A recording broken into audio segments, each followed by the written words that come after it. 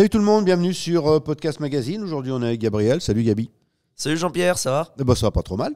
Aujourd'hui, mesdames, messieurs, Gabriel va nous faire une revue de presse. C'est bien ça? Exactement. Eh ben, c'est parti, on t'écoute. Alors comme vous le savez, les nouvelles de ce début d'année ne sont pas très joyeuses. En effet, nous allons donc aborder l'actualité en plusieurs thèmes, à commencer par la France.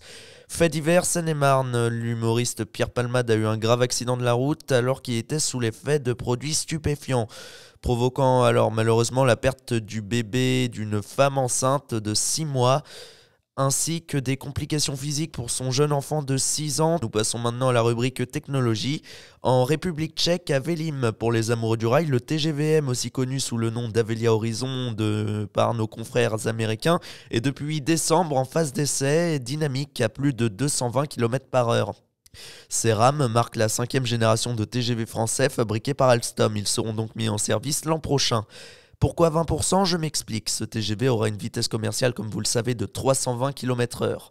Cependant, grâce à son système de renvoi d'énergie pendant le freinage et notamment à la réduction du poids, ce train pourra bénéficier d'une économie d'énergie de 20% par rapport aux actuels TGV. Sa capacité de transport de passagers, quant à elle, va augmenter grâce à une surface habitable de 20% supplémentaire. Pour plus d'informations, je vous donne rendez-vous au Salon international de l'industrie ferroviaire qui aura lieu du 28 au 30 mars à Lille, Grand Paris. Plus d'informations en description. Et pour conclure, parlons maintenant politique avec la guerre en Ukraine. Rien de nouveau, les conflits s'éternisent alors que Vladimir Zelensky recevait la Légion d'honneur lors de son passage en France.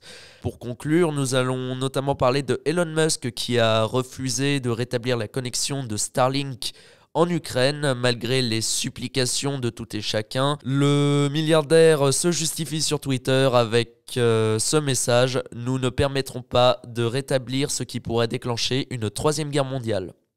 En conclusion, les nouvelles de 2023, pour le moment, ne sont pas très fructueuses. Merci Gabi. En effet, on espère que la prochaine revue de presse soit un tout petit peu plus joyeuse. Merci à tous de nous avoir écoutés. Puis on se retrouve très bientôt pour un prochain podcast.